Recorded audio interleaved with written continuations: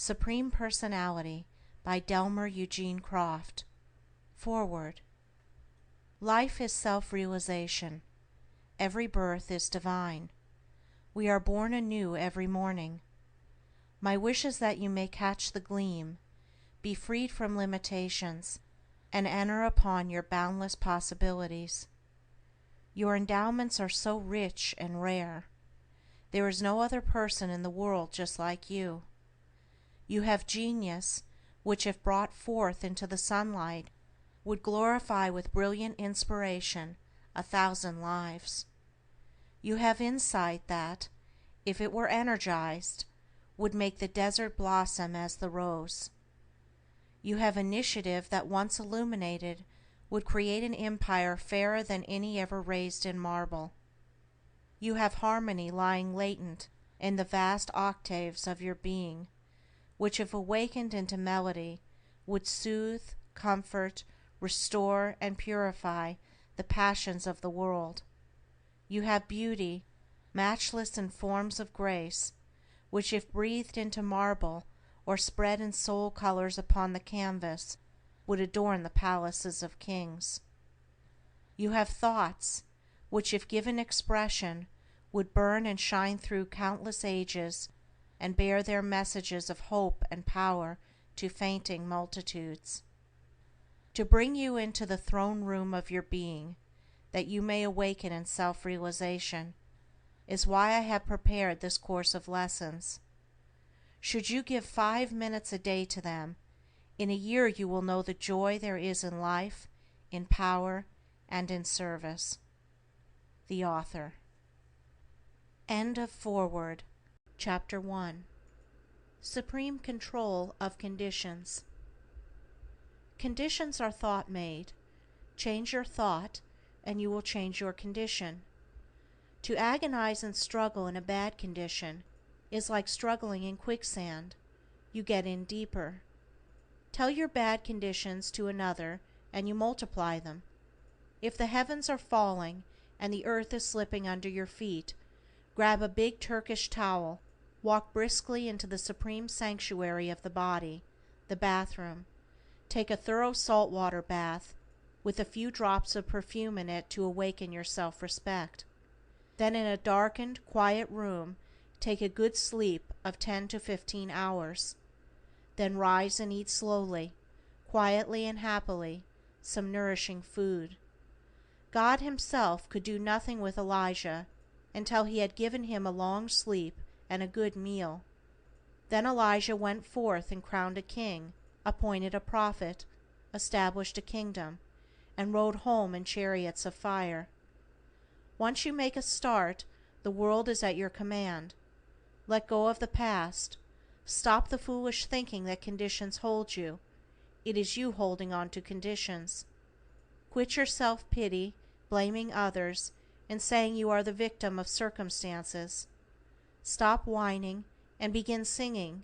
Then your feet will be loosed from the stocks and the iron gates open outward before you. Look away from yourself. Is your will asleep at the wheel? Awake it. See if you are sailing or drifting. Set the compass of your mind to new thoughts, fresh purposes, selfless desires. Fill your sails with boundless hope, and let your daily voyage spell service in a big way. You are not a chip on the river of life. You are a supreme master in a universe of facts.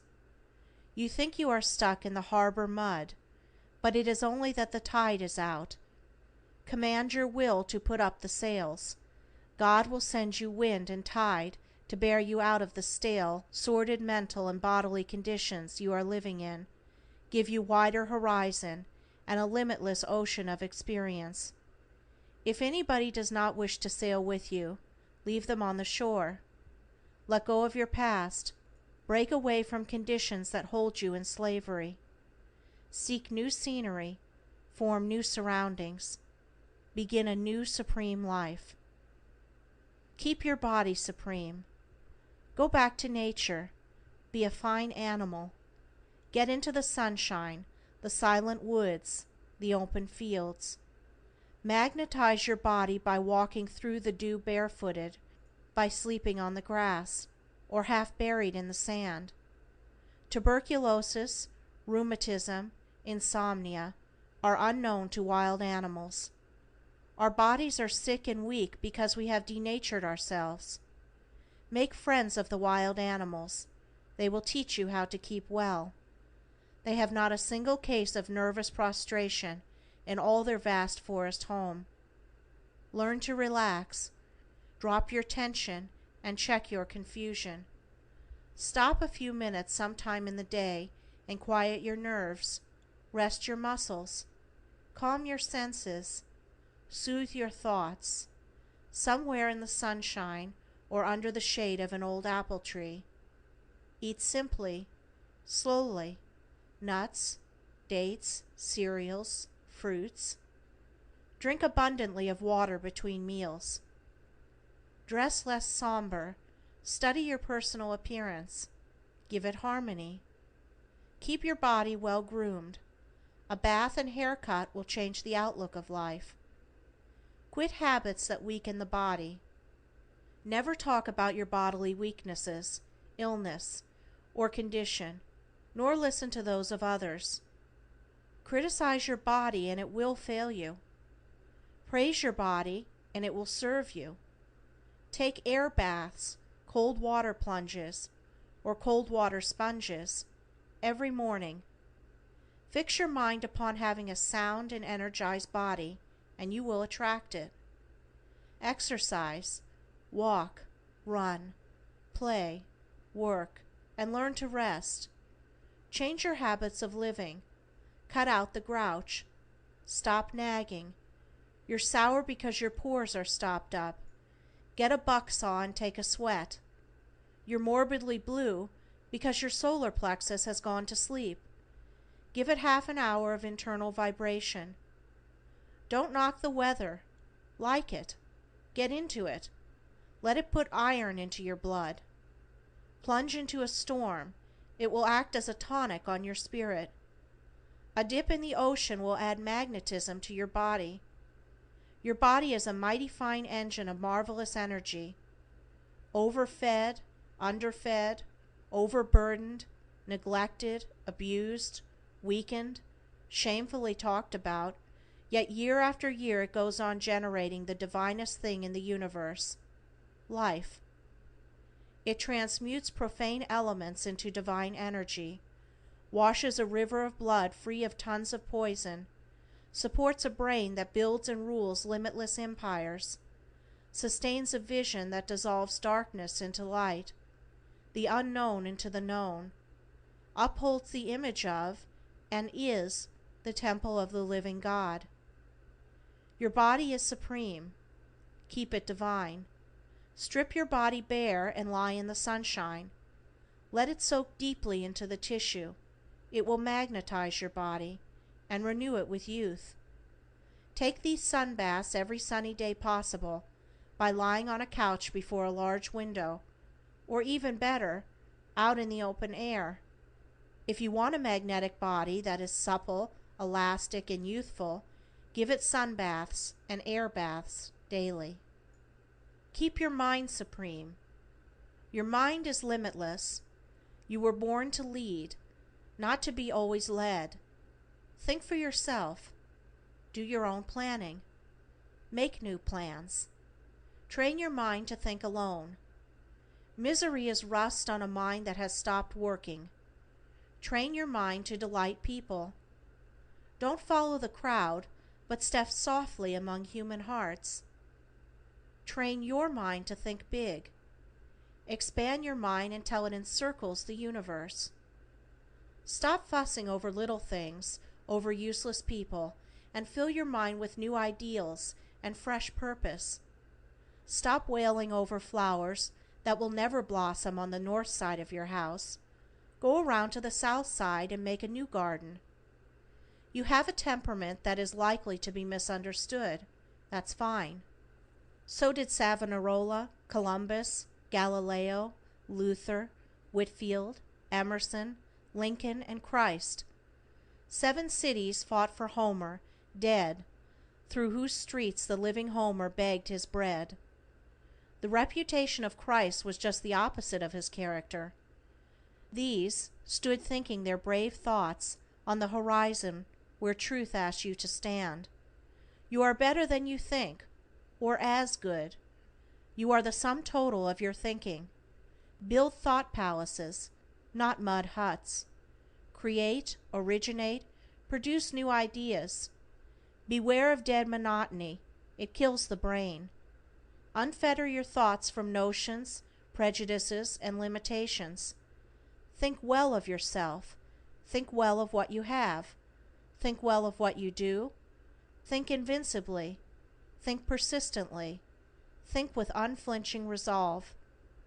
Concentration is getting at a thing, thinking it, planning it, preparing for it, working on it, doing it. Your conditions, mental, physical, financial, are thought-made. Fill your mind with different thoughts and you will have different conditions.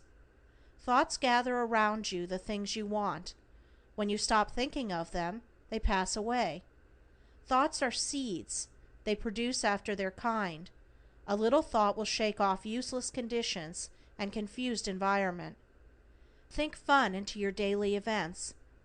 Don't be over-serious.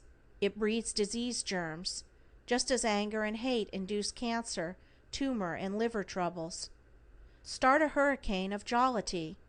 Break loose in a thunderstorm of mirth. It will clear the atmosphere under a roof, just as a thunderstorm clears the air over the roof.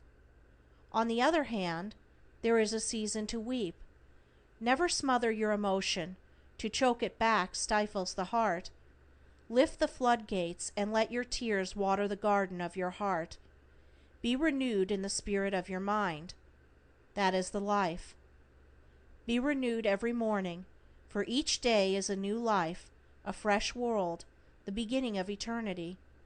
Think your thought-created enemies into thought-created friends.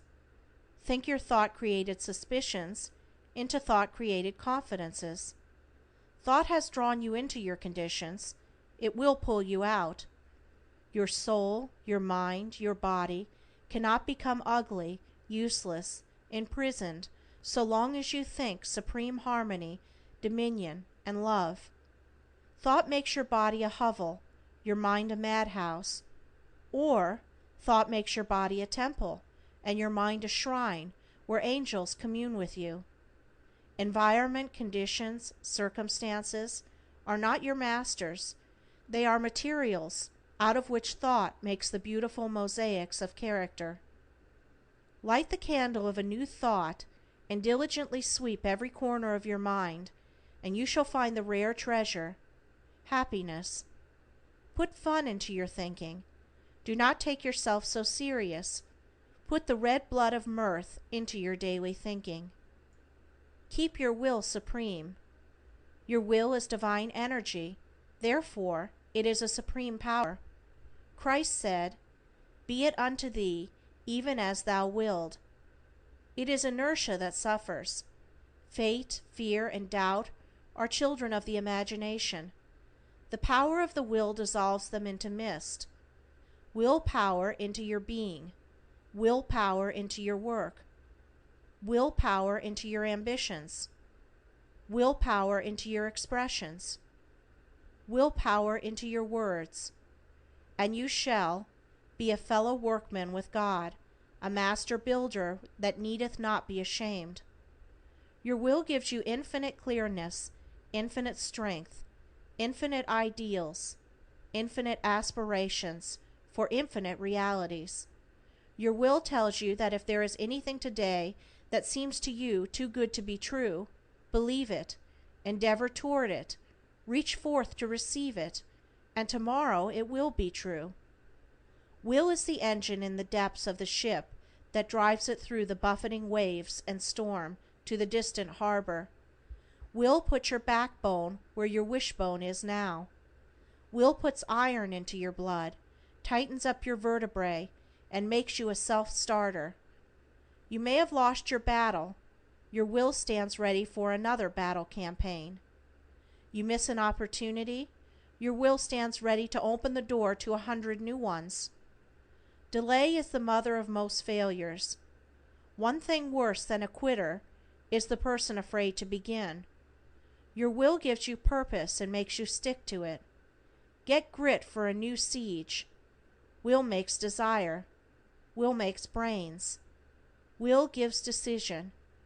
To decide means to cut deep into the world of possibilities, cut out of your prison of difficulties, cut through your jungle of opposition, to liberty, to health, to success, to supreme power. Think, plan, do it. Will heals disease. Will drives poisons out of the system. Will makes the body immune. Will illuminates the brain with brilliant perception. Will sweeps misfortunes aside and rebuilds a nobler success. Julius Caesar trained his supreme will until it became the dominion of the Roman Empire. The goddess Diana said of Hercules, "When I saw him, whether he sat or stood, I knew he was a god, so majestic as his will." Like the magnetic mountain in the Arabian Nights, your will can draw the nails from your enemy's ships, so they shall fall to pieces before they reach your shores. Will is a dynamic cosmic energy from whence eternal things proceed and immortal organisms are constructed. Will is the glory of the divine universe, and you are a part of that will. In your will sleep the oracles of prophecy. You were made master over this world. In your will is enthroned sovereignty, dominion, kingship. With force of will, Pygmalion carved his soul dream into the marble until its loveliness of form and grace became so real as to take on life and motion. With force of will, Dante created his hell, and with force of will, Milton created his paradise regained. Put your will into command. Start new. Realize that you are supreme. Get a mind picture of what you want to be, what you want to do, then actualize it. Get above doubts. Do not wait to be well, to be happy, to be rich. All of these will be added unto you. Climb out of your prison of doubts, worries, fears. Begin where you are. Let your will create even as God creates. He that believeth shall not perish, shall not abide in darkness, shall have the light of life, shall have everlasting life. All things are possible to him that believeth. Come down out of the gallery of supine hero worshippers. Get into the arena and be the hero. Quit the drivel of matinee idle longing, and get onto the stage of life and get the bouquets for yourself. The world is waiting to ring up the curtain for your star part in life. You can work miracles. A miracle is a wonder, a marvel, a supernatural occurrence, a result obtained by suspension of natural processes. You can do that any day. The miracle is that so few do it.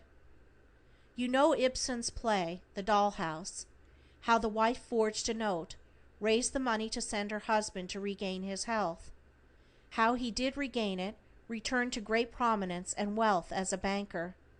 Then the blackmailer threatened to reveal the crime. How the husband rushed to his wife in anger that she should have done such a thing, that it meant ruin to him in his high position. How the wife replied, "Why, I expected the miracle, that you would save me as I saved you, that you would say that you did it." If he only had, what a marvelous, what a wonderful, what a supernatural thing it would have been. Christ made whole and useful a withered hand. People say, "Oh, that I could do such a wonderful thing." Well, why don't you? See the withered hands around you. A young woman with a beautiful voice but no means to cultivate it. You have 1,000 or so in the bank. You can save that voice to a world that needs song. A young man with a fine mind, helpless to go through college. You have means to give that mind to a world in power and usefulness. The natural thing is for you not to do it. The supernatural, the miracle, is that you are divine enough to do it. A man, a woman, is forsaken, friendless, cruelly judged by the world, their goodness blasted, their spirit crushed, their hearts bleeding, their lives made useless, withered. The natural thing is to avoid such, stand aloof, be quite scornfully indifferent. The miracle would happen if you went to them, lifted them up, restored them to society.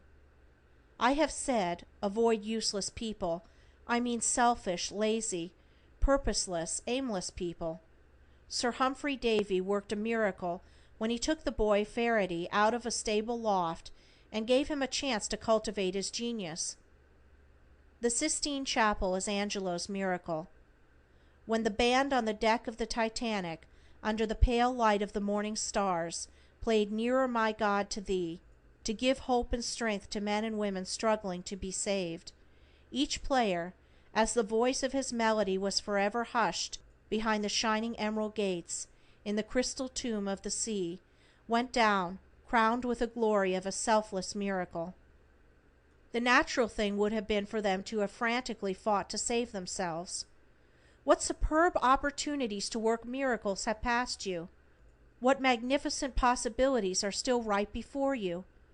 The cripple is always at your gate, beautiful. Are you divine enough, wonderful enough, marvelous enough, supernatural enough to say, "Such as I have, give I unto thee"? Do it quickly. Do it, and you shall know the daily joy of hearing the Father say, "This is my Son, in whom I am well pleased." If there is any one person on this earth to whom I take off my hat and wait until they safely pass, it is a school teacher. The most obscure teacher, back in the country hills, unknown, unthought of, unpraised, but with loving patience unfolds the secrets of knowledge to little frowsy-headed boys and girls, can look into her mirror at evening and behold the face of an angel.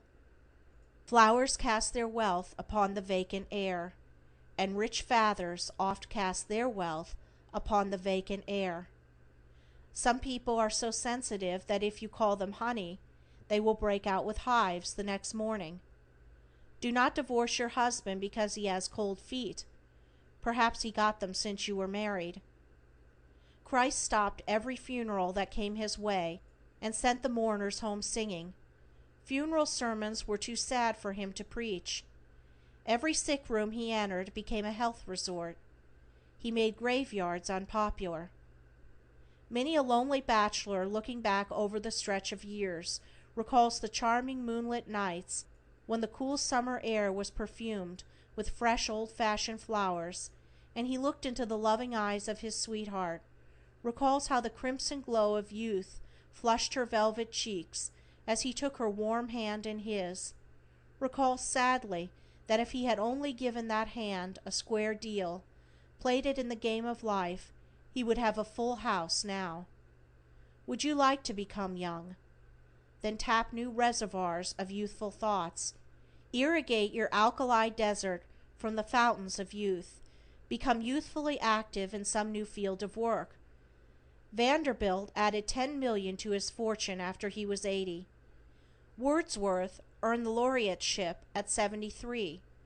Thiers established the French Republic and became its first president at 72. Verdi wrote Falstaff at 80. Sir Walter Scott was $600,000 in debt when he was 55, but through his own efforts he paid all and made himself a lasting name. Book knowledge is not all. A wealthy, fond father, fearing his son would be contaminated by college life, had him educated at home. When he was 21, he took him to ride through the streets of the city.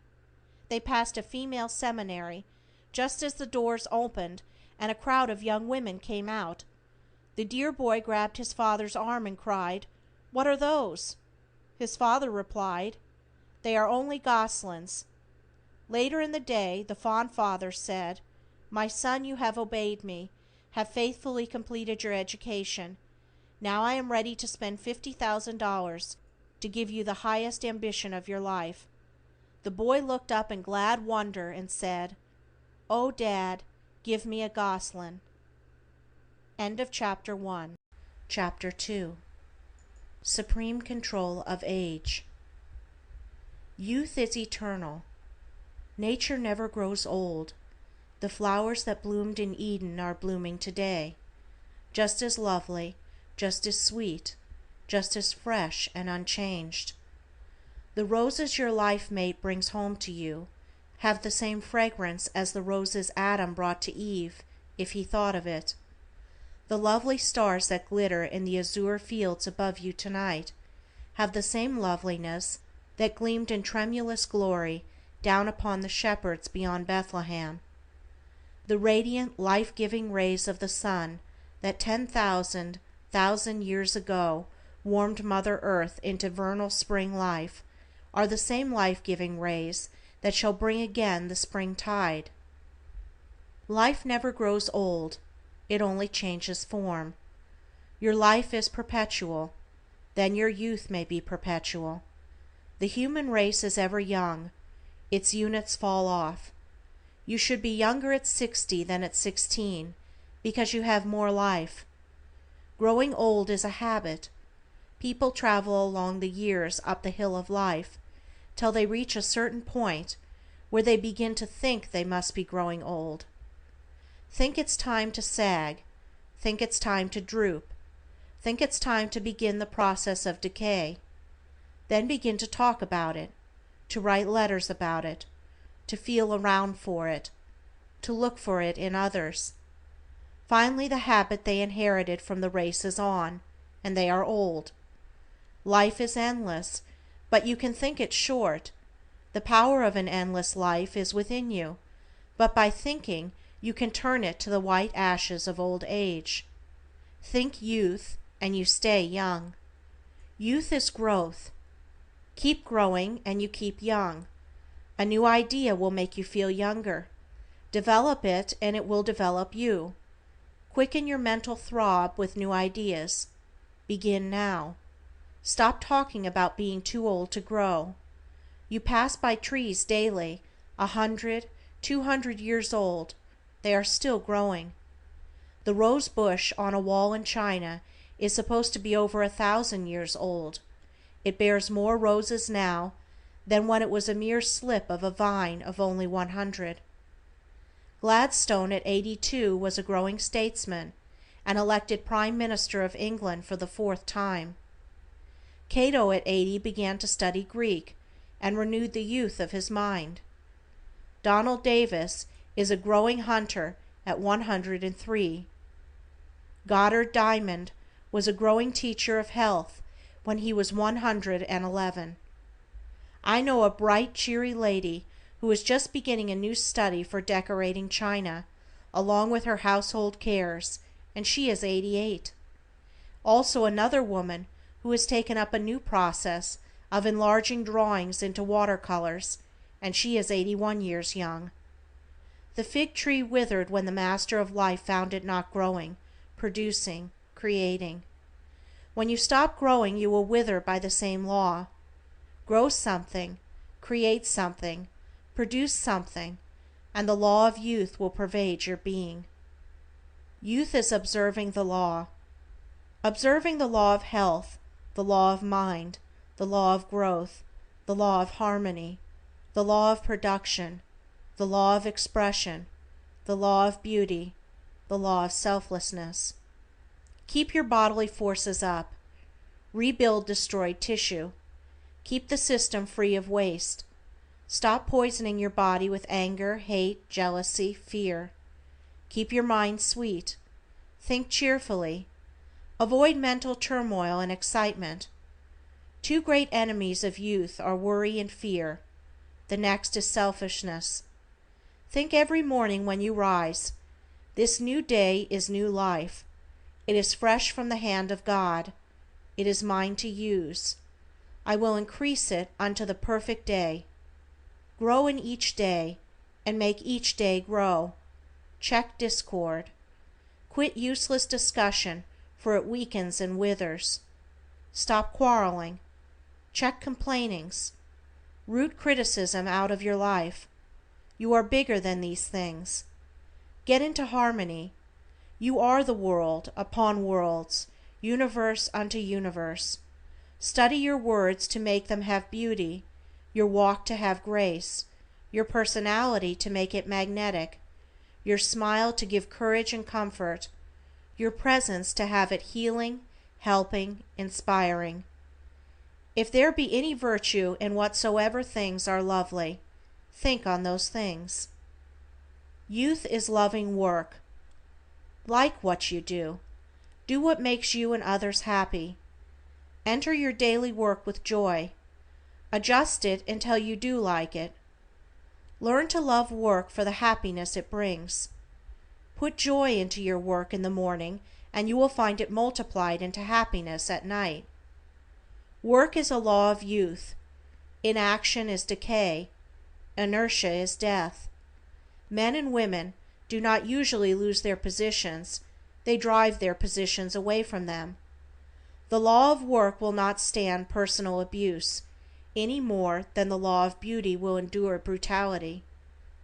Form an ideal of your work, make a mental picture of it, simplify it, orderly it, beautify it, then glorify it. Start the process in the slightest degree and you will get a result. Put a new shock absorber on your disposition. Bring your fine sensibilities to your work. Be big morally, be deep mentally, and work with confident expectation. Put rules and system into your daily task. Exercise your self-control, your self-possession, self-mastery. March up to your task with efficiency, backed by a dominant will.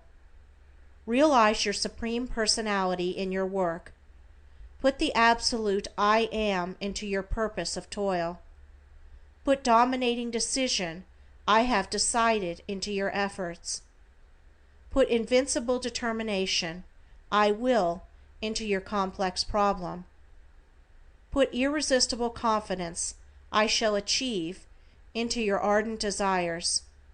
You will then love work. When you come to love work, you will not exhaust yourself in it. You will not tire your brain and body with its friction, because you will not work with selfish purposes, but work to enrich the world. Love is the fulfilling of the law. Youth is supreme cheerfulness. To be funless is to be lifeless. Good cheer is the tonic of youth. If you are so sad you cannot laugh at something, then laugh at nothing. Laugh in the world, you know it. An ounce of smiles will give you more real life than 7 tons of solemncholy. Cheerfulness and prosperity go hand in hand. Bathe in mirth. Frolic in some sunshine daily, even if you live in Pittsburgh and have to make your own sunshine. Make fun. Don't always buy it. You can cure disease and kill the devil with laughter. Cultivate an infectious laugh. Mirth makes work easy. Read humor and learn to tell it. Practice telling a good funny story.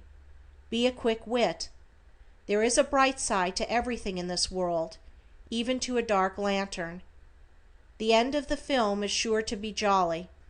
Good cheer attracts good luck. Cheer up. If you haven't a smile, get one of somebody and wear it as your own. Let thine heart cheer thee. Give it outlet. Go to sleep with a smile on your face, and you will awaken with a joy in your heart. Let your humor be rich humor. Laughter is the cipher key to a man. It is one of the most delightful sounds of earth. Most utterly lost is the day you laugh not. Mirth clears the mirrors of the mind. A person who does not laugh is not healthy. A merry heart doeth good, like a medicine. To forget your sorrow, begin to cultivate joy. Keep away from sad people, or you will be sad. Stop rehearsing your grief, you only enlarge it.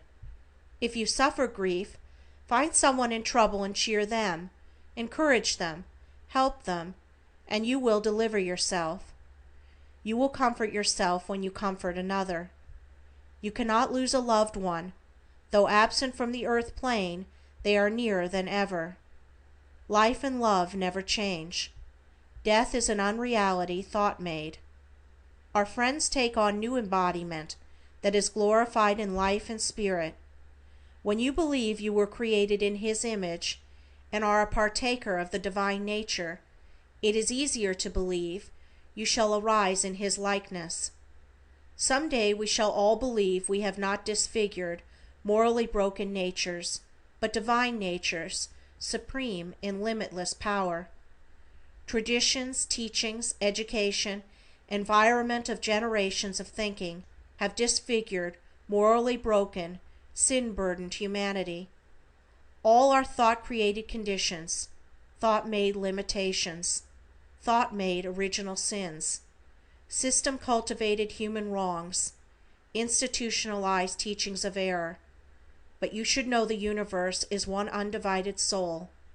You are a yoke fellow with God. You are a part of one complete life. You are a lobe of the infinite brain. You are a supreme personality of absolute personality. Nothing that has life is God-damned. Where love is only a dream, the marriage is an alarm clock. If you cannot endure your mother-in-law, you can begin your plans at once to live alone when your children are married. A quarrel between two people to settle things is a good deal like a dog fight in a flower bed. The only things that get settled are the flowers. Nearly always, when you hear the lusty wail of a boy with energy plus filling the air, you can look in at the window and find a woman's hand at the seat of his trouble. You can overwork your notion of neatness. A woman in Vermont crippled her usefulness for life by mopping a hole through her kitchen floor and falling into the cellar. End of Chapter 2. Chapter 3. A Supreme Daily Life Method. A Central Plan. Do your mental work in the morning, your manual work in the afternoon. Do not dictate letters in the afternoon. From 10 to 12 in the morning is best. The brain is usually at low ebb at 3 o'clock in the afternoon. Do not have your desk so that you have to look sidewise at persons approaching you. It blunts your personality. By no means have people enter behind you. It is the most negative psychic influence possible. Let your position in your office be such that when anyone approaches, your eyes will fall upon them as near a straight level as possible. Plan your workroom for efficiency.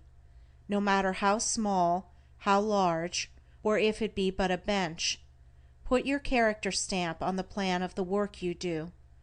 Go to that work as a king goes to his throne. Centralize your work. Plan it. Work your plan. Have a system of order. Set your mind in order first. If you are living as I have taught in the lessons that have gone before, then your mind will assume a supreme command of order almost at once. Classify what you do. Keep matters separate. Do the big things first. As you classify, drop the non-essentials. Weed out the useless. Never spend a minute of your morning hours winding up a string or folding a piece of wrapping paper. Do that when your brain tide has ebbed out in the afternoon, or not at all. Don't hunt for a pin, or sharpen a pencil, or manicure your nails after you reach your work of the day. Classify your movements, eliminate the useless. Energize your movements. Move with enthusiasm. Put elastic cheer into your step. Wear rubber heels of quiet manners. Simplify your work. Keep it straight. After a little, it will keep you straight. Don't fall over your work, nor step on it, or sit on it. Simplify by stopping the waste of words, waste of material, waste of time. Jollify your work. Put fun into each day's round of toil. Be original in plans and ideas. Cultivate your efficiency. To all the above add mental energy. Develop insight. Grow new business brain cells. Do not overload your stomach with food, nor your body with clothing. Study directness. Master application. At Niagara Falls, I saw two giant dynamos generating 25,000 horsepower. Their efficiency was kept in perfect balance by a little automatic nickel gate. Your efficiency is kept in balance by little invisible and automatic thought neurons. A clear brain is the test of efficiency. Plans, orders, system, application give efficiency. Efficiency is positive thinking, freedom thinking, above fear thinking. Get out and keep out of negative thinking.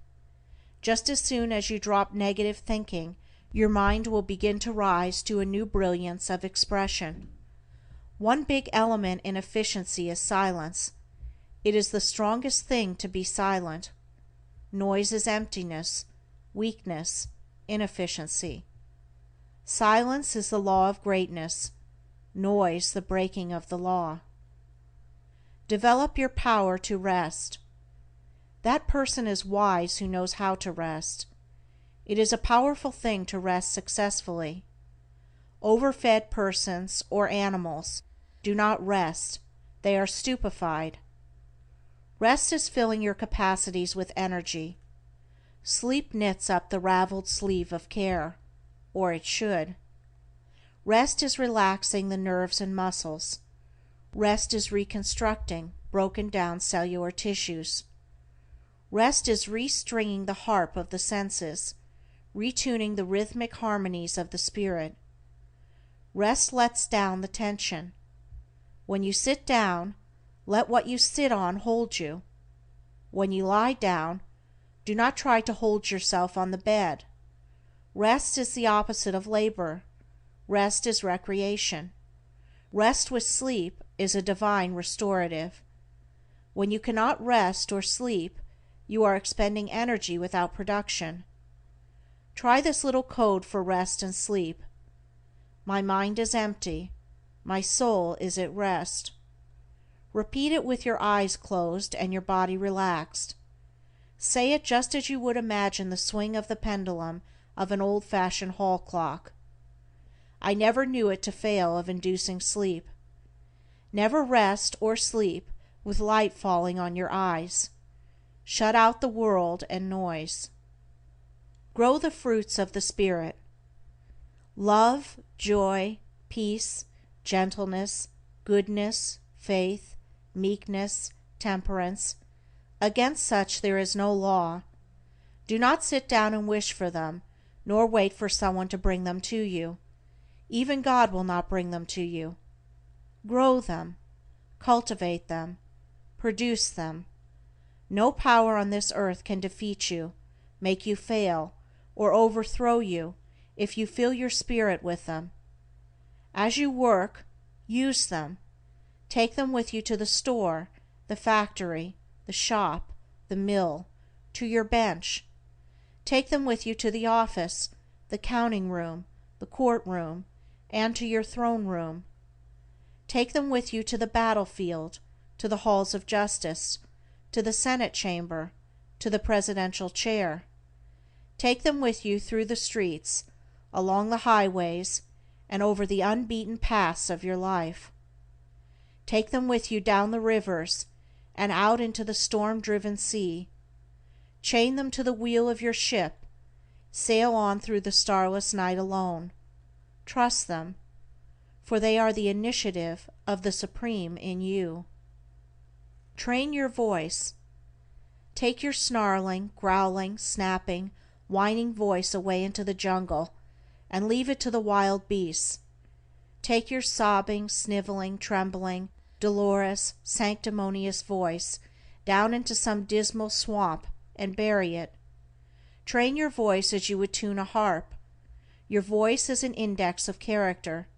Keep it on the level. Let it speak as one having authority. Charm it with modulation. Make it ripple with music. Allow no thrust of anger to ruffle it.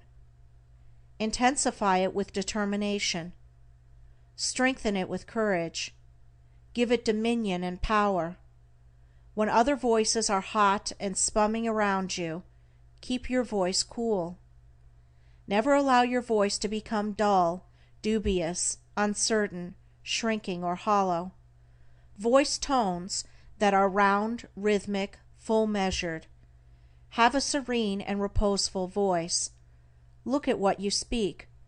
Reflect your soul in your voice. Let the manner of your voice be calm, smooth, collected, but energized with positive forces. Have a cheerful voice, a voice that makes one think of sunshine and smiles. How to love relatives. To love your relatives, be away from home all you can. To have them love you, keep about 300 miles between you and them. Thousands of homes and lives are wrecked by two families of the same family trying to live under the same roof. Noah would have floundered with the ark 10 days after the flood started if he had not taken more than 2 out of any one family with him. Cain would have never killed Abel if Adam hadn't made the fool blunder of trying to keep his 2 sons everlastingly with him. Of course, there was some excuse in the fact that in those days New York and Paris were not brilliantly attractive cities. If there is any one thing outside a church row that tickles the devil into a frenzy of laughter, it is when a young married couple go home to live with the family. There is about as much real-life joy and harmony in it as there would be in a jungle picnic of monkeys and parrots. There is just one place where large families can dwell together peacefully: the graveyard. It is contrary to natural law that families of grown-ups should live together. When a cub bear is old enough, big enough to hunt for food, and comes back after he once goes out, his mother gives him a mauling that makes him feel he would rather starve than come back again. Does she love him? Of course she loves him, to the limit of her instinct, loves him to the point of pride that she wants him to be a brave, daring, self-reliant master of the forest. When the whelps of a lion get to be more than playful kittens, the mother leads them into the jungle, slips away, leaving them to hunt. The young lions may return to the old home, but their father and mother have moved away to a distant den. To evolve their natures, to become supreme denizens of the forest, they must rely upon their own prowess. Take the eagle. When the mother eagle by instinct knows the wings of her babies have become strong enough to support their bodies, she pushes them out of the eyrie. They fly, or will be dashed to death on the rocks. They always fly. But you say human beings are not bears, lions, or eagles. Well, humans could well afford to attend the nature college of the wild animals of the woods, to learn the ethics of health, happiness, and the development of the individual. Treat your relatives royally, then let them alone. Keep out of their affairs. Try to keep them out of your affairs. Be kind, generous, sympathetic, but keep out of the danger zone. Insist upon living by yourself, living your own life, thinking your own thoughts, playing your part in life's drama. Parents wish they could hold their children. The way to hold them is to let go of them. If you love them, you will let go. Love is unselfish. God sent His only Son on the loneliest journey ever taken, and He came back crowned with glory. God can live with lots of people, you and I can't. Abraham amounted to something. God said to him, "Get thee out," and he went out, not knowing whither. He stayed until he became the head of a people as numberless and brilliant as the stars of the heaven. But Isaac hung around home, lived on his father's greatness, and the only real thing he did that was worthwhile was to redig some wells his father had dug before him. The first time he saw his sweetheart Rebecca, whom another man had to go and get for him, he lifted up his voice and cried like a boob. He had become soft on the mutton and grape juice of his father. Tender little doves flit around the home cote, but the eagle sweeps from sun to sun. Anyhow, in these modern days children are very largely bringing up their parents. To kill a quarrel, shut your mouth. There is a world of sense in the saying, Sell your hammer and buy a horn. There is one place we can bear a boil and smile, on the other fellow's neck. Many people possess more than 1,000 acres of possibilities, and have about half an acre under cultivation. The best way to exterminate mosquitoes would be to start a plan to cultivate them as a money-making commodity. Stop nagging, twitting, insinuating, suspecting those whose love you wish to hold. You assassinate love when you ridicule it. Temper is the yeast of personality. No man or woman ever rises in the world without it. A razor, knife, axe, or writer, actor, minister, without it, isn't worth a damn in any market. Never lose your temper. Lose all things, but keep your temper. When I see people who are great stickers as to form or attitude in prayer, they remind me of my old neighbor, Saxby, who fell into Bill Smith's well. He said, "The prayingest prayer I ever said was in that well standing on my head." Do you know the meanest thing about the worst boy on your street? I will tell you. It is the fact that you do not like him, and he knows it. God never made a mean boy. Parents have made some, towns have made some, and cities have made a host. End of chapter 3. Chapter 4. The Supreme Law of Success. Selling power. Study out plans. Approach your customer or the public with a definite plan. Here is one of simple power. Attract the attention, secure the interest, carry the conviction, demand the decision. Then in any line of business you will have your order book full. Selling power is confidence backed up by the will. Success is ambition and desire driven by the will. Do you desire success? How much? When you desire it, as a starving man has hunger for food, you will win. Want to attain your ambition? How much? When your ambition becomes a thirst, a burning, consuming thirst, such as the lost traveler has in the blistering sands of the desert, then you will achieve. What you want is not opportunity. The world is flooded with golden opportunities. What you want is not a fair chance.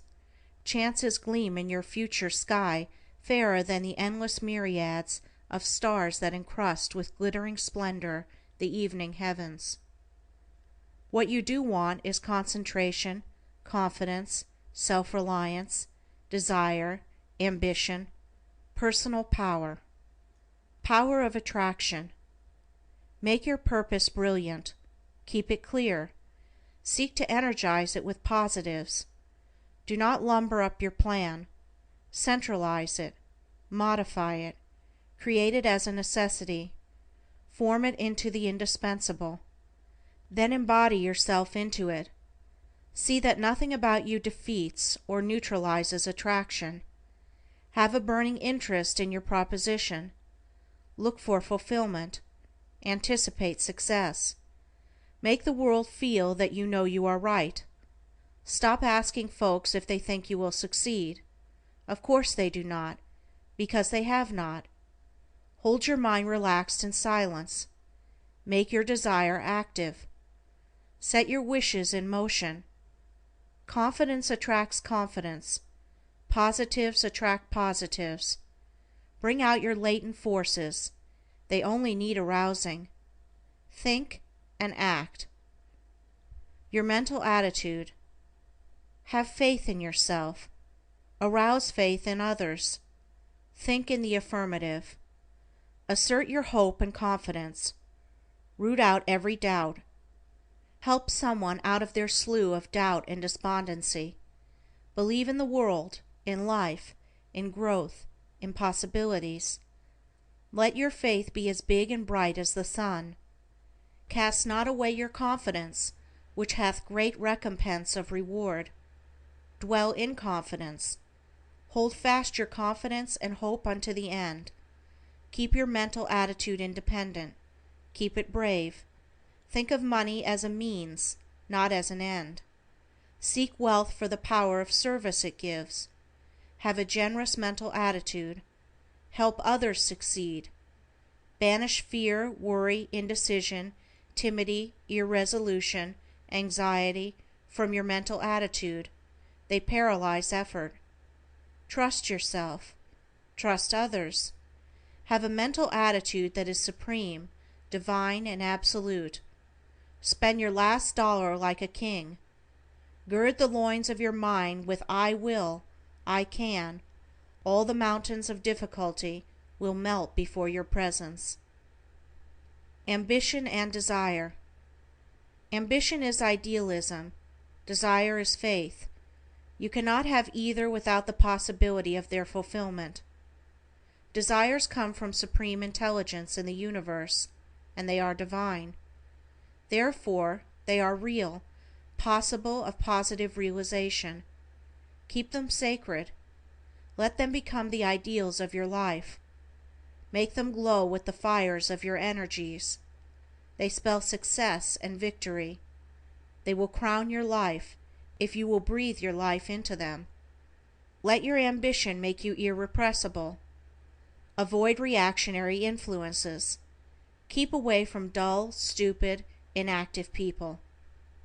Creative force and harmony. Be original. Think original thoughts. Put them into form. Invent and produce. Create ideas. Feel complete in yourself. Do not stand in wonder at what others have done. Right at your feet lies a secret that will enrich the world and make you famous. A thinker discovered a substitute for the artist camel's hairbrush by taking the hair from inside a cow's ear. If you work in an office, think up some outdoor vocation. Grow something. Raise something. Get interested in animals. Study the market near you. Create, produce, or raise something to sell. If not for money, for the forces of life the work gives. It will keep you from habits, from speculating, from gambling, from politics and other evils. Build something. Raise chickens, pets, sheep, cattle, or grow flowers, fruits, berries. Work with nature. This is the very harmony of success. In it you will be in touch with universal intelligence, will get the inflow of infinite life, and through it will keep growing. Your latent powers. Take account of your personal abilities, your gifts, talents, forces, equipment. What % are you using? Most people are not using over 20% of their capital of personal power. The 80% lies dormant. Why have only 20% of your share of life, success, harmony, and happiness when you should have 100%? There are big prizes awaiting your latent powers. At every turn of the way you can read the sign, Wanted, Men with Power. There is an unexplored continent in your being. Go into it. Bring out its riches, for yourself and for the world. Persistence and planning. A plan is a mighty source of power. Do not work and live hit or miss in your activities day by day. Have a plan. Sit in silence a few moments each morning and create a plan. You can double your efficiency. Think out a plan, open a way. Get effectual insight. Keep your plan under your cap and work it out. Persist in your plan. Stick to it. Never grow sour or negative in your manner. Keep sweet. If your plan is blocked, dig in another direction. Build a new foundation. Shake off doubts and start new. Unless your success makes you happy, it is not success. Deep at the heart of the universe lies happiness. Live closely to that heart in persistent power of service. Impersonate your desires. Impersonate greatness and you will become great. Impersonate loveliness and you will become lovely. Why do actors become matinee idols? They could readily marry 100 times a month. It is quite impossible for an actor to remain unmarried. What is the secret? Can a person get it? Certainly. Here it is. Actors impersonate heroes, villains, model husbands, daring lovers, in a real way. They think, plan, and train themselves to impersonate the character. They make it so real that people think it must be a part of their nature.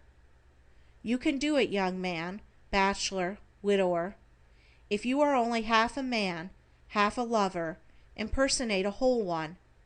If you are so bashful that it makes you blush to walk with your best girl in the garden where the flowers are in bed, impersonate a dashing daredevil, scamp of fascination, and your sweetheart will faint from adorable bliss and fall into your arms. If you are a coward, impersonate a hero until you are one.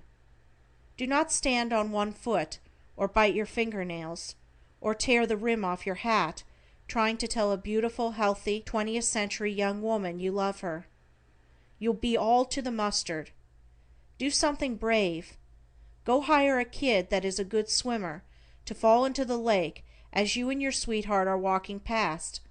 Then throw back your shoulders and tear off your coat and leap in. The kid will get you to shore, but you'll be a hero in her eyes.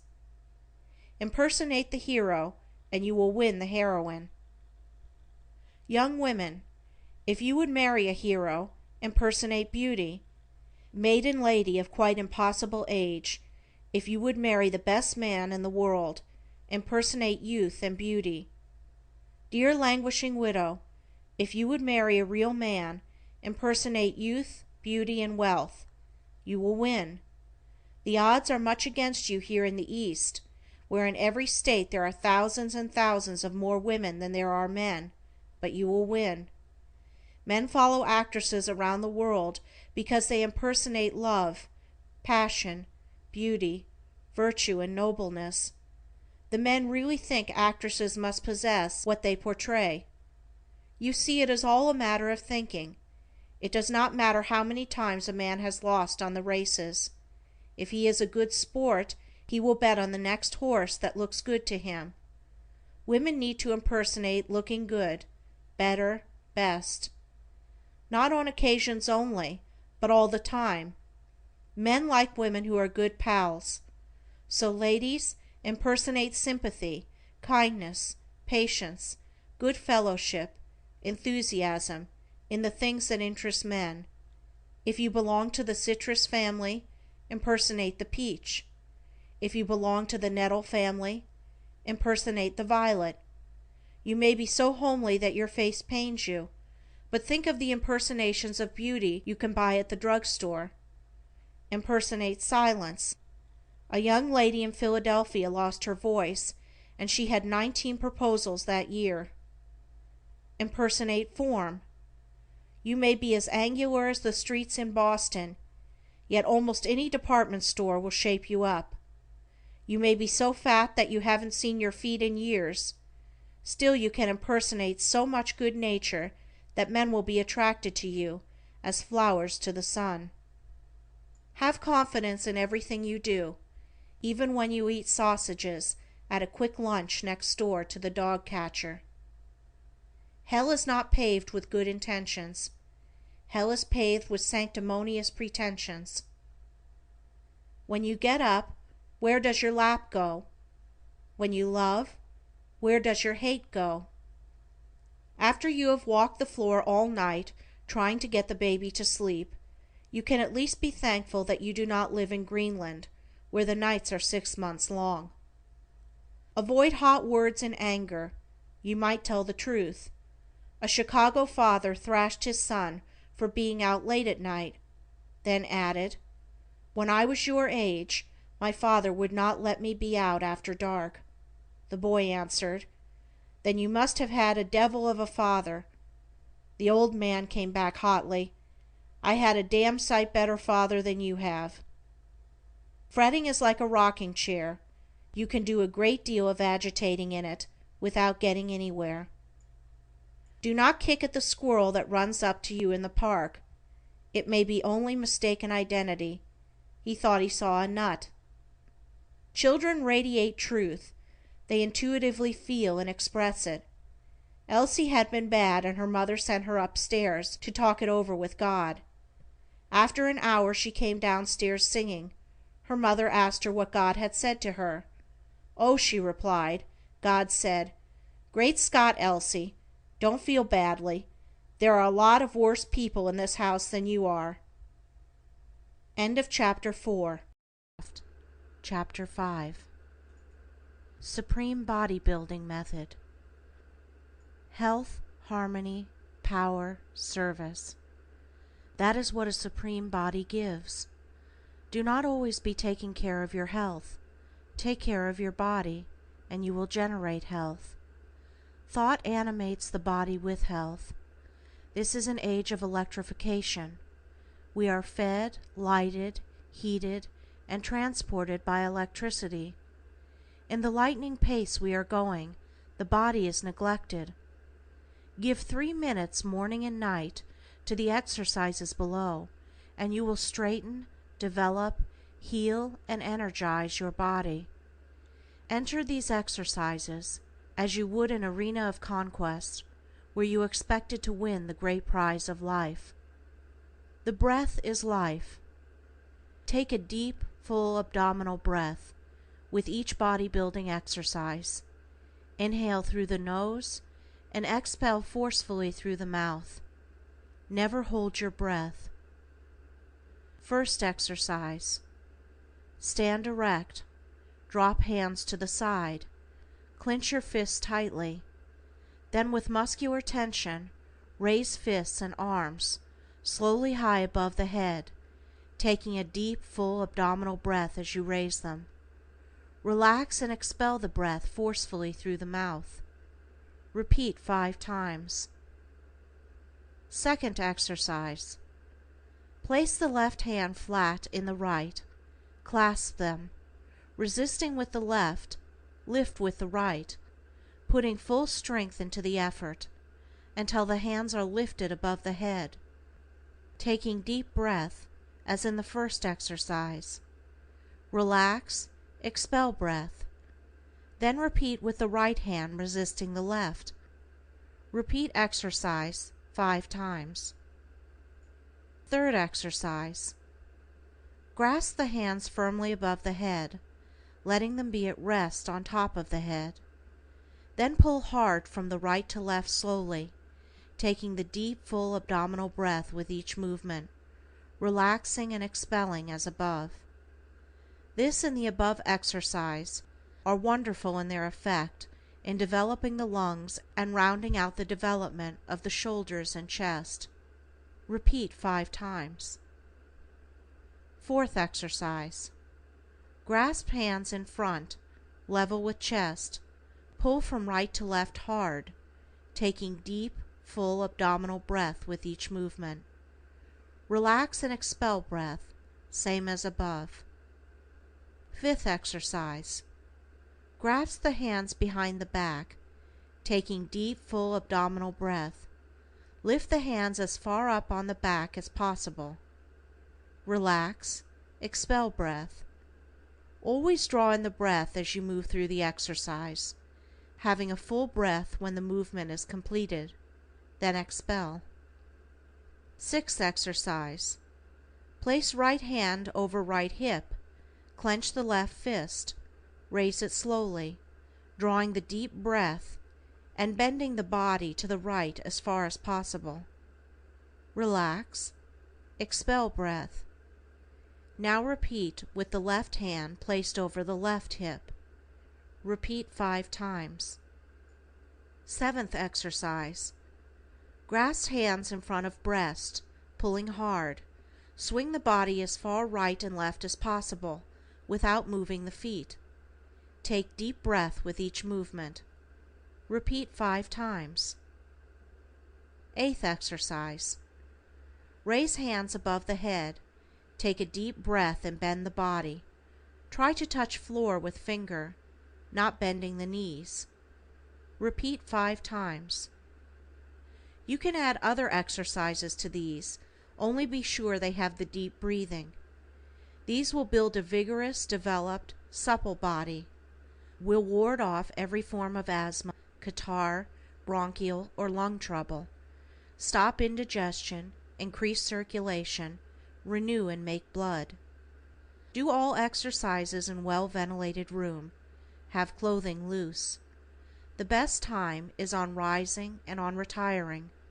If they make you ache at first, it is sure evidence of their doing you good. You will soon be too strong to have aches and pains. Do not exhaust yourself in the exercises. Just take them till the body glows and the muscles are well exercised.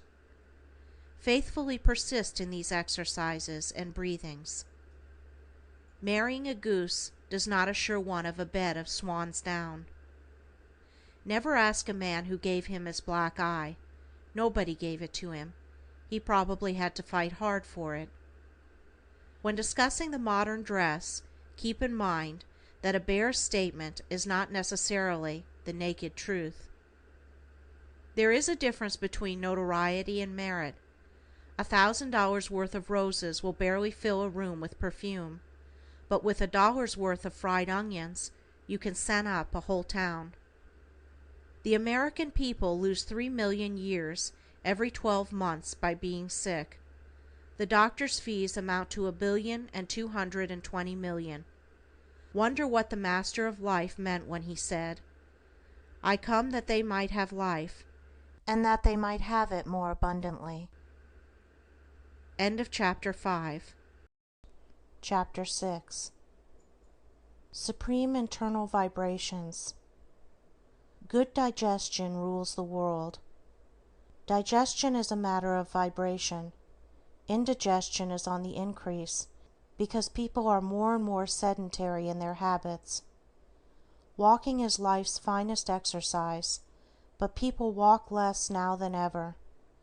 The human body's greatest vibrator is the diaphragm. Arouse it, and you will arouse action in your digestive tract, your liver, and kidneys. Continue vibration from 1 minute to as long as you please.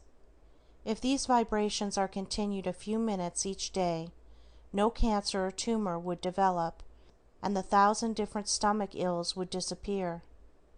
The diaphragm is a great muscle area stretched out for the stomach, intestines, and vital organs to exercise on, and to give them freedom. Vibrations for the intestines. Begin slowly. Take a deep breath. Then vibrate your abdomen in and out by using the inner muscles of the diaphragm. Vibrate slowly, then more rapidly. Force the vibrations downward upon the intestines. You may feel a little pain at first, which shows the weakness of the intestinal muscles. That passes away. The diaphragm is the great digestive engine of the body. Work it all you can. Vibrations for stomach and solar plexus. Raise the vibrations upward, just as before you force them downward. Repeat the series with full breath several times.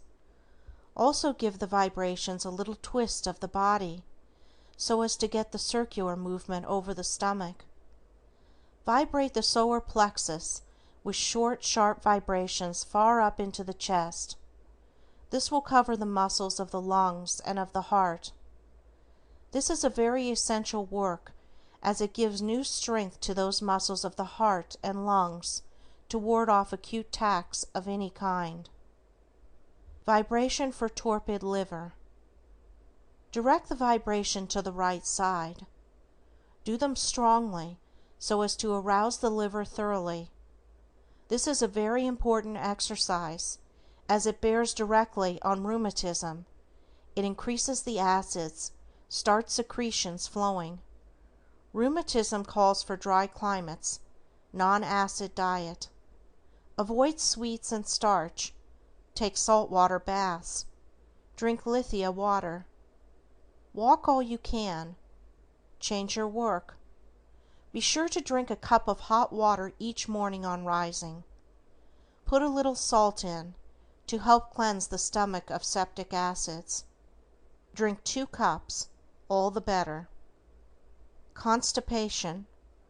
The best vibration and advice is that above for this trouble. Be regular about going to the toilet each morning. Eat vegetable diet, rye bread or graham. Eat little meat. Chew your food to a liquid mastication. Keep up the intestinal vibrations.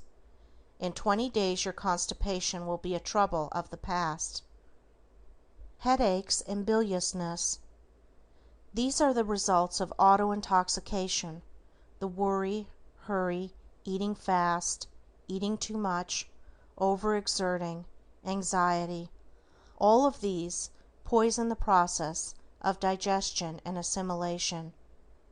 Take a dose of Epsom salts, castor oil, or cascara sangrata, then regulate your diet. Rest in bed for a day.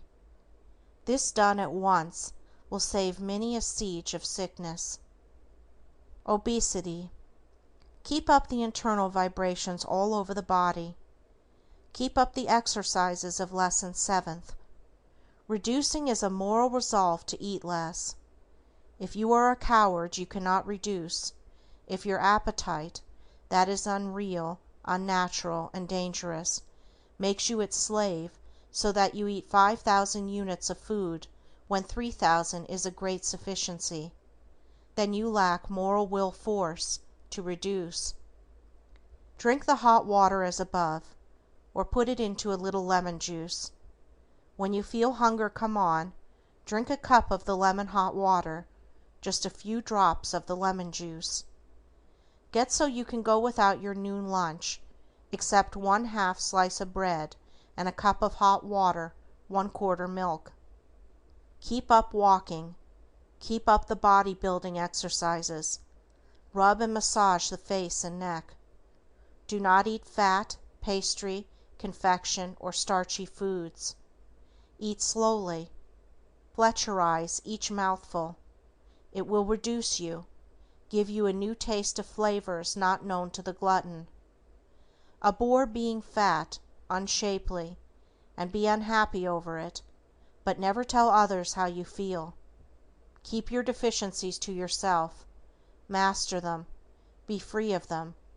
Then living will become a joy, your body a daily delight, and you shall possess a supreme personality. Have a new body. There is no condition, physical or mental, that cannot be changed. Even deformities and deficiencies can be improved. Set your mind on what you want to be, then work for it. Set a mark at what you wish to weigh, and then bravely, happily, with joyous courage, seek to attain it. You will. Command your body. Keep moving toward your ideal. Health is a result of harmony. By the force of will acting in obedience to the mind, is the body made perfect. You are no fool if you know how to sin charmingly. The most fertile source of family trouble on earth is an inheritance. Do not spend your life leading asses to fountains of wisdom, for you cannot make them think. The life path of many people is like York Street in New Haven. It begins with a hospital, is populated with doctors, and ends at the cemetery. All nature is triune, earth, water, atmosphere. Her agents are heat, light, electricity, ether, magnetism, aura. Her kingdoms are mineral, vegetable, animal. Her animal life is aquatic, terrestrial, aerial. Her formations are angular, circular, spiral. Man, her highest creation, is physical, mental, spiritual. If you cannot realize your ideal, idealize your real. Sleep is one of nature's sanctuaries. An alarm clock has no more right to disturb it than a foghorn has to blow off in a prayer meeting. Be glad when you meet a crank. He may give you a suggestion that will make you a self-starter.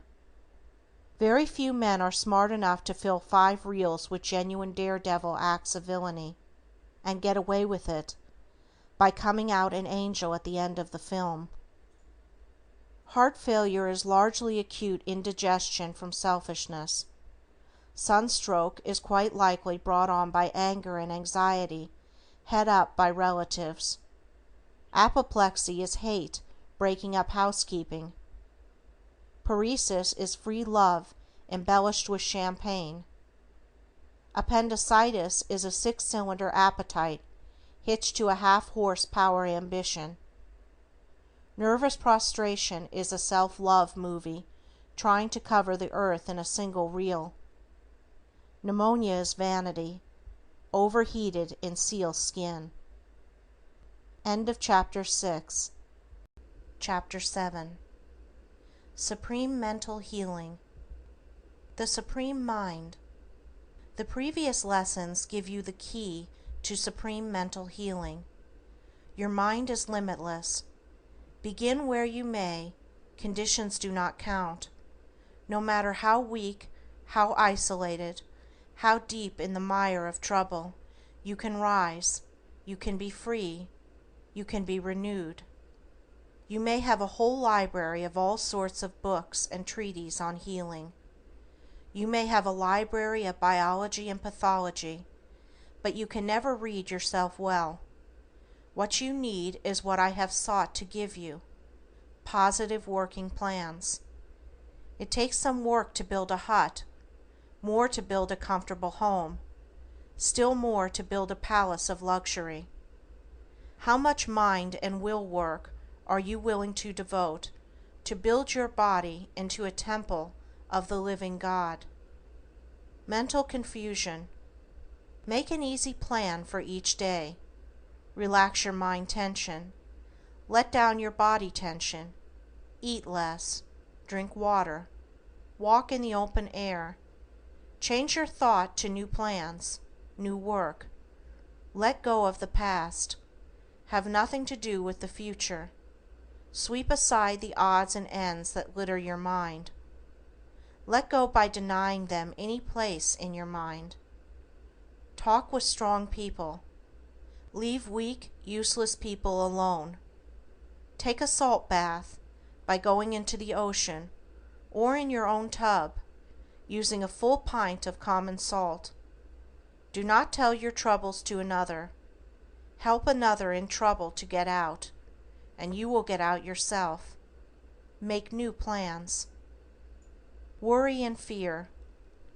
Ask yourself this question: how many things have I worried about and feared ever happened to me? You will see how few, and only those you attracted. Worry is lost energy.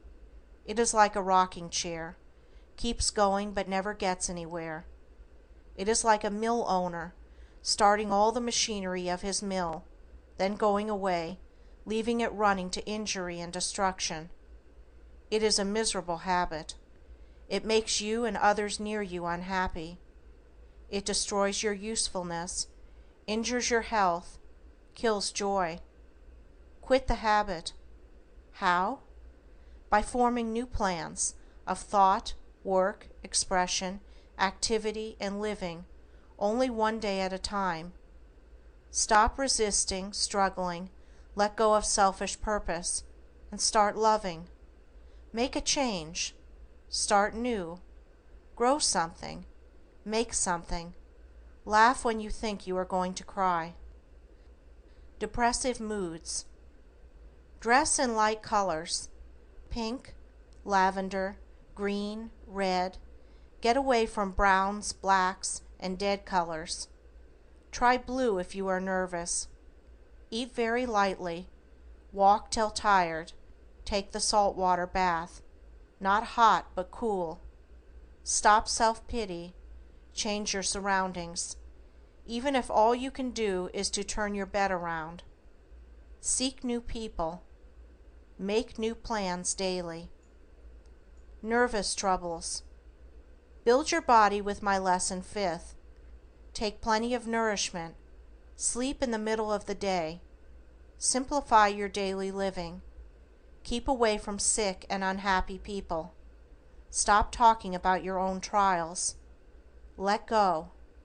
Drop fretting over trifles. Check selfish desires. Go afield with the sheep and cattle. Do not let your housework make you a slave. Plan some new outlet. Do something different. Banish anger. Forget self. Help some lame dog across the street. Borrow a poor child and go out to the zoo. Lift up someone who is down. Do strong things. Avoid excitement. Keep out of the crowd. Check strife and antagonism. Get the happy habit. Think one thing at a time. Let that be a pleasant thing. Insomnia. Retire loving the world, letting go of self. Drink a cup of hot water, quarter milk, with a bit of salt. Relax mind and body. Say the word sleep, just with the rhythmic swing of a clock pendulum slowly. You will sleep. Be rid of habits. Quit making excuses for the habit. Stop lying about its being hereditary.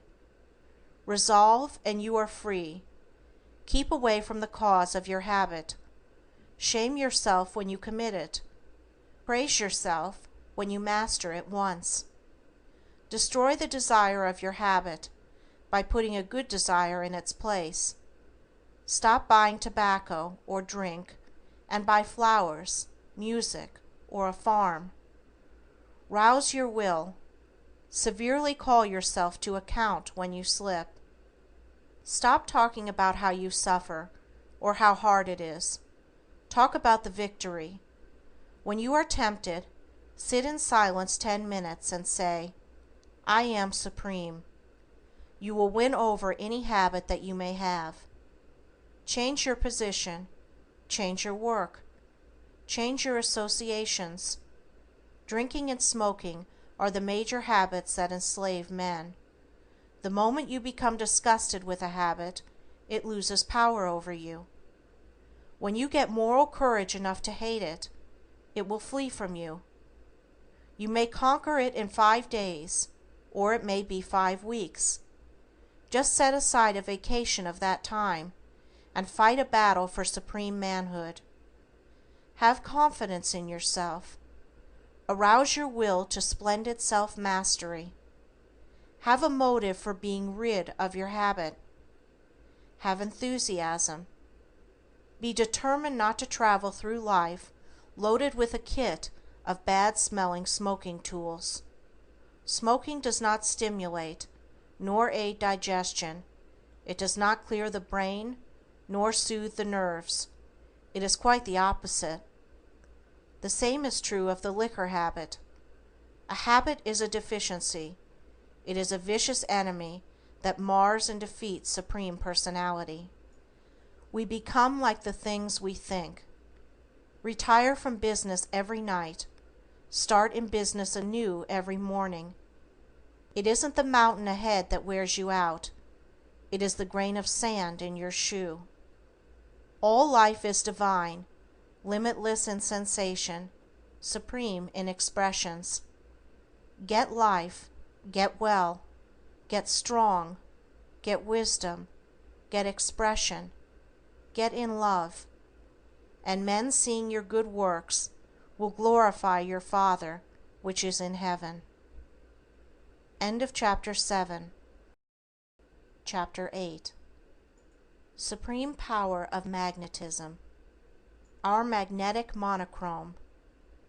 You can prepare your own magnetic monochrome by careful study of the colors which most influence you. These will vary with the physical temperament of different people. The primary healing colors are crimson, scarlet, dark blue, dark green, lively yellow, violet, and purple. The primary inspirational colors are light blue, pale green, rose, pink, lavender, lively red. From these you can form your monochrome of almost endless results. It is wise and best to select and use just those colors which will give you the greatest intensity of vibration. Once you have found your responsive and sympathetic colors, those grouped together form your magnetic monochrome. Magnetism is the highest form of physicalized power in the universe. It knows no resistance. It passes through all substances and pervades all space. It is the most vital power in the universe. Our modern life presents a magnetic paradox. It affords the greatest development of magnetism and is the greatest destroyer of it. It is generated by the brain, flows to the right through the body in the form of a figure 8. From the brain to the solar plexus, across to the left side, then down to the procreative organs, and through to the right side, and up to the solar plexus again, and through to the left side, and up to the brain. The solar plexus is the body's great life center. Personal magnetism. Keep steadily cultivating magnetism, or your supply of human electricity. The solar plexus is the great sympathetic center of the nervous system. Keep it aroused and active, and you will increase your magnetic forces. Sensation, emotion, and intensity of expression rise from the solar plexus. Magnetism is generated by brain forces, focalized by thoughts. The nerves are the medium of transfusion. Colors increase the vibrations. The moist palm of the hand forms an electrode when applied to any affected part. The brain, by thought, starts the magnetic currents of healing force through the arm into the part treated. Let your eyes rest on the color of the monochrome used. The current will then be complete. By practice, you can greatly intensify the healing thoughts and so increase the flow of magnetism. While giving yourself the treatment, or to others, breathe deeply and regularly. Have the body relaxed while treating, better lying down. Have your eyes on the color. Also, if treating another, have them look at the same color. Mental disorders. In all mental disorders, like hysteria, grief, distress, fear, melancholy, select that color from your monochrome that most soothes your particular temperament. It may be light green, or yellow, or pink, or one of the blues. You will soon be able to quickly tell which gives the greater relief. Use only one color at a time. You will find that, after a little, you can summon to your mind the color you desire without even using the actual color in the monochrome. In case of injuries. In case of injuries, swellings, inflammation, local pain, apply both hands where possible. Have the palm of the hands always moist. To start the process of thinking that will arouse the magnetic currents, think of the affected part as well. Think of the pain as leaving. Now, in treating the heart for palpitation, think of it as quiet, as strong. Praise the heart for its wonderful endurance and power through the past years. Think of the strong, abounding heart of an ox or moose, and think that strength into your heart, that your heart is like it in power. You will see a decided improvement. Use the colors of the monochrome in such cases as will give you the best vibration, the color that best responds to you. Try the red, violet, blue. Most heart troubles are not troubles at all, but troubles of digestion. Give attention to diet and keep your intestinal tract clear. Treating the eyes and ears. In all troubles of the eyes and ears, apply the hands over the eyes, letting the palms rest firmly, but not pressing upon the eye, with the fingers up over the forehead. of course having the eyes closed. Also treat with one palm over the eye and the other at the base of the brain. Use the colors of the monochrome that give the highest intensity of magnetic response: the purple, violet, blues, and green. In treating the ears, do the same. Place the palm on each side of the neck. Also treat the throat with both palms, and with single treatment of one palm. It is not necessary that both hands be used at once, but it increases the force to do so. Treating the solar plexus. Treat the solar plexus daily by resting both hands lightly but firmly over the pit of the stomach.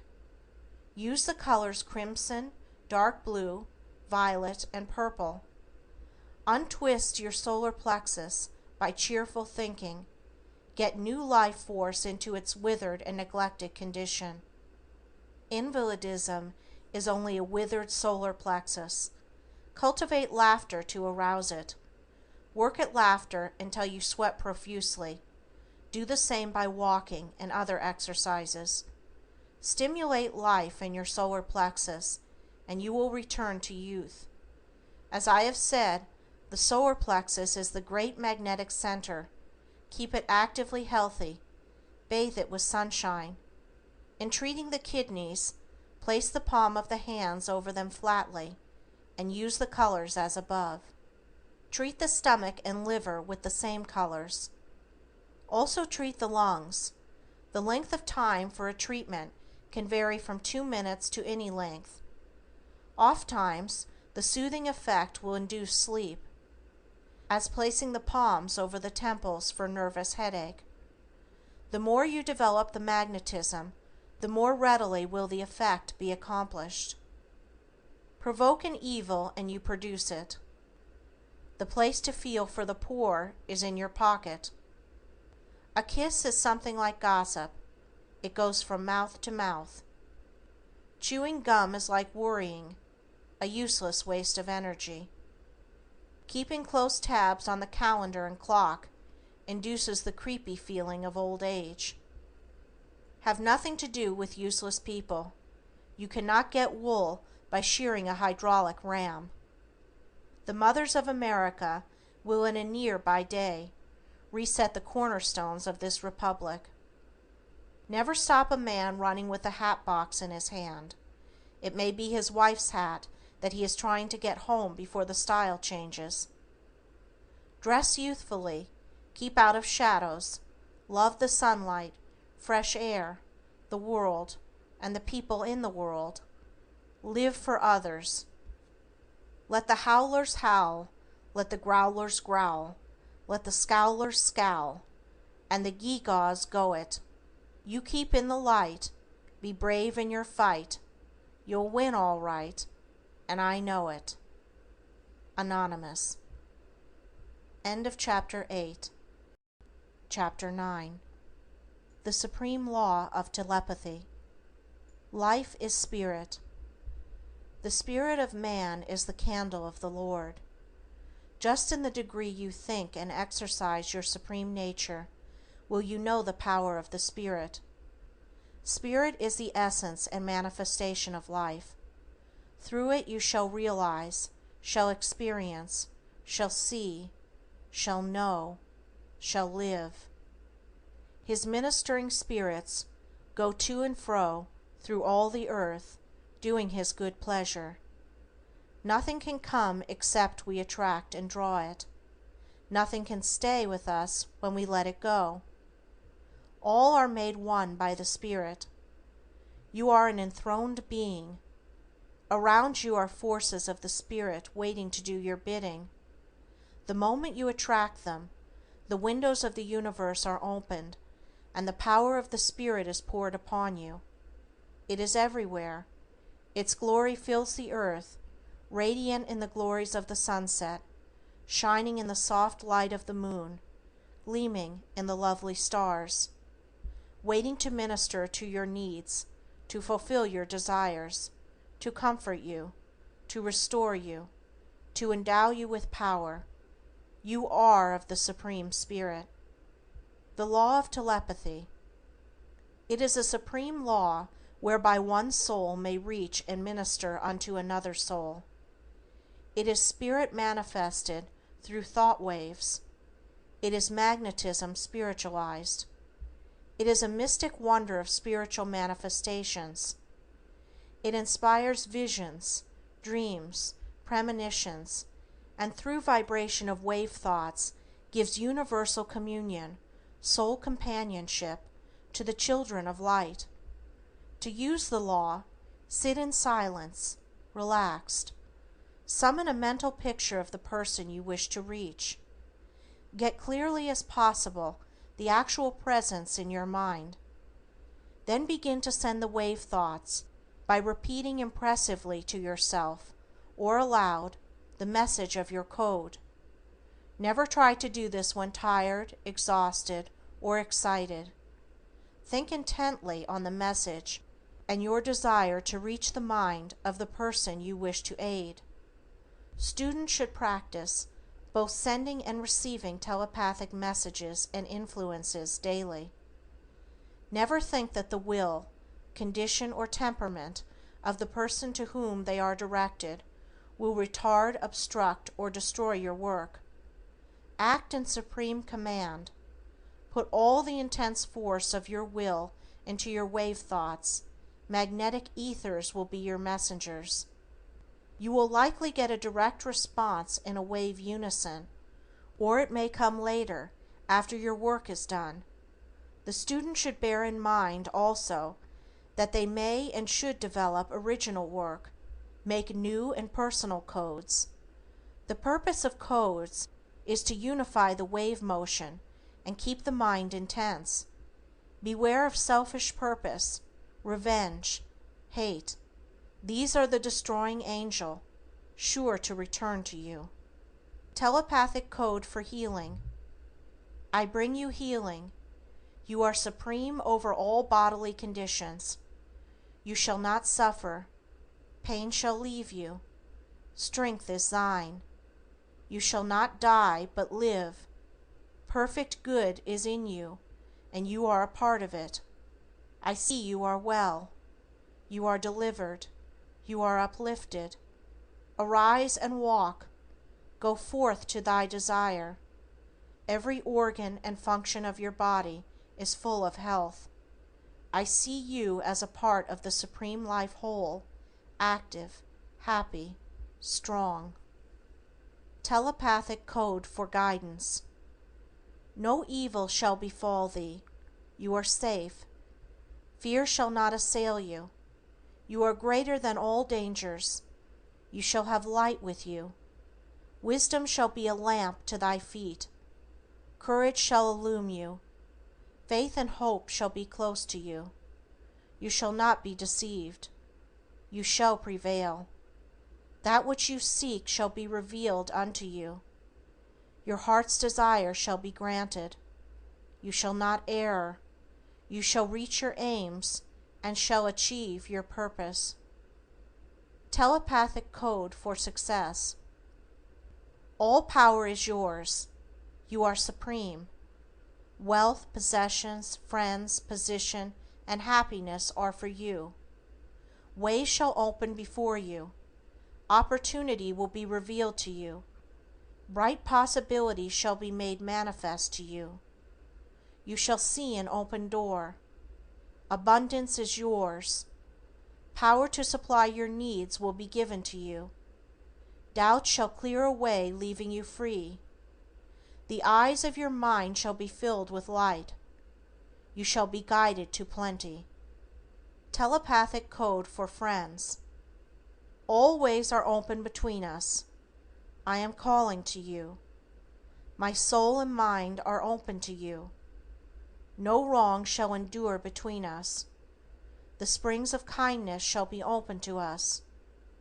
I am listening to your spirit. We shall be led into truth, love, and happiness. Our love is perfect. We shall not err. You hear the voice of my wish for you. You know my mind. All promises in truth are perfect. All is light. There is no darkness between us. There is no distance or obstacle between us. Your mind answers to my mind, your heart to my heart, your soul to my soul. When tempted, I am near to withhold you. When disheartened, I will inspire you. Day and night are the same, you shall not falter. Our vision shall be made real. Our desires, heart longings, soul hunger shall be satisfied. Our future hope shall be actualized. Our destinies realized in the pavilions of silence. Your life and my life are the radiant units of the life perfect. Build the world with thought waves. The dire curse of this world is idleness. Some are working too hard, while a vast multitude idly look on. Don't be a looker, be a doer. Don't be a knocker, be a booster. Idleness is a sin. The wages of sin is death. That is why people who stop working soon die off. If a man will not work, neither shall he eat. He can't eat long. He loses his appetite, spoils his digestion, gets heart failure. When you retire from business, from work, from active aggressive occupation, you want to buy your lot in the graveyard at once. If I were rich, do you say? Stuff and nonsense. If you were rich, you would be unbearably meaner than you are now, 100 times more stupidly useless. What you need is punch. You have lost your grip, grit, and punch. And no matter if you are 90 years old, you can get them all back. How? Listen. Build the world with thought waves. Begin with your world. What is it? The kitchen or the schoolroom? The ditch or the mayor's chair? The field or as superintendent of a railroad? A brickyard or a bank? A bench or a pulpit? A loom or grand opera? A pick or a pen? Take a look at your world. What is it? Now plan it. Then breathe life into your plan. You cannot help others until you help yourself. You cannot save others and not be worth saving yourself. You are supreme, and this is your ultimate hour. You are under the law of liberty. Go to your own, free of all outward restraints, forms, commands, and laws. You are an absolute unit of God power in the universe. You shall be judged only by this law of liberty, the best in you and the highest good of others. Use this personal code as you work. Personal code. I am power. I am life. I am energy. I am fearless. I am strong. I am free. I am success. I am well. Faith is clear, bright, shining within me. I shall be guided. I shall be given wisdom. I shall triumph. That personal code, given 10 minutes a day, will double your power of efficiency in 6 months. Stick to it. Each day drive it harder. Bring out your abilities, insight, courage, daring, and boost yourself. Energy is something you generate, just as the dynamo generates electricity. Start your mental and physical dynamo. Freight thought waves with your desires and send them out. They will come back richly laden for you. Load your smiles, heart throbs, good wishes onto thought waves and send them out to serve others, cheer others, give hope to others, to help others across the hard places. They will come back bearing to you, some 30-fold, some 60-fold, and some 100-fold. Happiness comes through loving service. The student should have faith in the work entered upon. It is founded upon law and fact. Someday the law will be made fully clear and operative in all departments of life. The wireless telegraph is a step in the demonstration. Recently, a young woman in Elizabeth, New Jersey, was awakened by thought waves after all medical applications had failed to arouse her from a 6 days' sleep. An acquaintance of the author's was warned by thought waves from his mother to avoid danger. He was so deeply impressed that he delayed a day his western trip, and so missed the train that went down at Ashtabula. A husband who was some miles distant transacting business received the thought waves from his wife that she was in danger. He hastened with all speed and found his home in flames. A young lady felt the impress of thought waves from a young man to whom she was engaged, and decided not to join a boating party. On the return trip, the pleasure launch took fire, and 6 of the party perished. A whole volume could be filled with most interesting cases of positive results of telepathy, or thought waves. But let the student begin and test the marvels of this mystical power. Never squeal. Live with, stand by, die for your friends. The 7th circle of hell is reserved for squealers. The last word. Start now. Get thee out. Launch out into the deep. Darkness shall be a pavilion around you. Angels of light stand by your side. This supreme hour is yours. Set sail. Realize yourself as supreme, infinite, immortal, then divine. Crown with glory your individuality. Now are we the sons of God. Limitless life, boundless capacities of power. Shut your eyes to the flesh. Shut your ears to the world. Shut your heart to fear. Shut your soul to hate. Stick to the chase until you get the trophy. Search for the Holy Grail until true love's untiring ministry, the cup in your unselfish hand, sparkles and flashes in the crimson and sapphire glory of your quest. Burst from your chrysalis of doubt, and the supreme wings of the Spirit shall sweep you forward to triumph. There is no gloom in God's universe except what we make ourselves. The skies sparkle with possibilities, calling you into their glowing fields of power and service. Get passion into your chilled soul. Master fate. Span the universe. Hurl forth the thunderbolts of your energy, and the mountains of difficulty will be cast into the sea. Take your place in the sun. Stop rivaling God by saying you are a worm of the dust, a miserable sinner, and that there is no good within you. Quit damning yourself. Nothing is impossible. You hold the key to the universe. Mind is supreme. Thought limitless. Weave your spirit out of sunbeams. Seize the glittering stars, and they will become your chariots. You and the universe of God are one. Today is eternal. This shining moment is everlasting. Lift your eyes to visions that gleam through the purple clouds of loveliness, from the matchless forms of beauty, and you shall see the invisible. Listen to the voices that unseal the velvet lips of silence, and you shall hear the inaudible. Put forth your supreme hand unto dominions, principalities, and powers, and you shall do the impossible. If you wish time to go fast, use the spur of the moment. Women were never so attractive, never dressed so beautifully as now, and they never wore so few clothes. Blame no one if you are unhappy, for every law, force, and influence in the universe is for your harmony and happiness.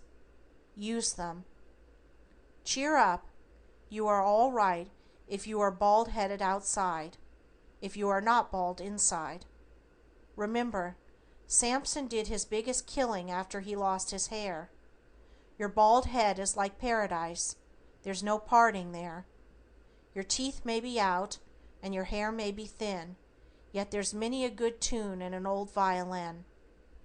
The optimist sees the donut, the pessimist sees the hole. The pessimist asks, "Is there any milk in that pitcher?" The optimist asks, "Will you please pass the cream?" A pessimist is a man who winds an 8-day clock every night. An optimist is a man who gives his clock away so as not to lose any good time winding it. A pessimist is a person so disagreeable he won't eat anything that agrees with him. An optimist is a person who can eat a cottage pudding so agreeably that you think he is enjoying a brownstone palace on Riverside Drive. God give us men. A time like this demands strong minds, great hearts, true faith, and ready hands, men whom the lust of office does not kill, men whom the spoil of office does not buy, men who possess opinions and will, men who have honor, men who will not lie, men who can stand before a demagogue and damn his treacherous flatteries without winking, tall men, sun-crowned, who live above the fog in public duty and in private thinking. J.G. Holland. The author of these lessons has been a student of psychotherapy, mental suggestions, and the laws of personal power for 28 years. During that time has lectured extensively in the United States, and by direct and indirect personal advice has helped many thousands of men and women to overcome severe forms of mental, physical, and personal conditions, restoring them to active usefulness. If your friends cannot secure these lessons of their bookseller, have them send direct to the author, enclosing 25-cent coin. No person among all the millions of the earth can make you unhappy, except yourself. My new method of mental induction and personal advice and instruction develops 4 psychic forces. Let me help you solve your difficult personal problems, situations, or conditions. I can aid you to be free of mental confusion, distracting circumstances, and entangling difficulties. I will help you to open new paths, create new conditions, obtain new visions, and achieve a positive mastery. A world of new realities, rich opportunities, brilliant possibilities awaits your gifts, talents, and abilities. You may and should have success, happiness, harmony, and love. You possess sources of dynamic energy, intuition, and inductive power. Your age does not matter. You can start anew. State your case clearly and briefly. I will also answer for you 5 questions upon personal matters concerning which you may desire specific information, advice, or guidance. Your confidence is kept inviolate.